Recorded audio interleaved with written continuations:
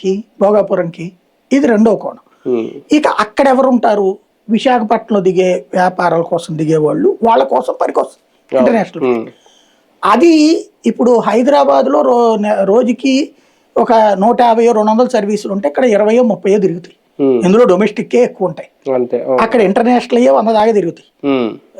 Domestic 250-300 దాకా తిరుగుతాయి హైదరాబాద్. ఇక్కడ 30లో 1-2 ఇంటర్నేషనల్ అవుతాయి. దానికి 1500 ఎకరాలు అవసరమా? 15,000, 1500 కాదు, 15,000 ఎకరాలు. ఇప్పుడు అమరావతిలో ఎంత? 5,000 ఎకరాలు. 5,000 ఎకరాలు. ఈ 15,000 ఎకరాల దాన్ని అక్కడ ప్రజలు ఇప్పుడు అమరావతిలో ఎట్లయితే రైతులు అరే మీరు డెవలప్ చేయండి అయ్యా బాబు, స్టెప్ బై స్టెప్ చేయండి, కానీ ఒకేసారి మా భూమి లాక్కుని మమ్మల్ని రోడ్డు మీద పడేసేసి నిన్నదాకా కడుపు నిండా తింటున్న వాళ్ళని వాళ్ళు అకస్మాత్తుగా రోడ్డు మీదకి వచ్చి మేము ఇచ్చే ఏడాదికి ఇచ్చే పరిహారంతో బతకండి అంటే ఎట్ట బతుకుతామన్నారు. అక్కడ కూడా అదే, ఒక రైతు తరతరాలు బతుకుతాడు ఒక ఎకరం మీద. నువ్వు అది లాగేసుకుని నేను పరిహారం ఇస్తానంటే ఆ పరిహారం 4 ఏళ్లలో అయిపోతుంది. వాట్ నెక్స్ట్ వాళ్ళ బతుకు అనేది కదా వాళ్ళ బొంద, ఇది వాళ్ళనేది వీళ్ళు వాళ్ళ బొంద ఇట్లా మాట్లాడుతున్నారు. కానీ జరుగుతున్నది ఇది.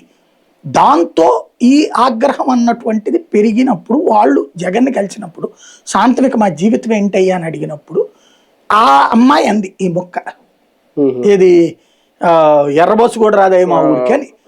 జగన్ దాన్ని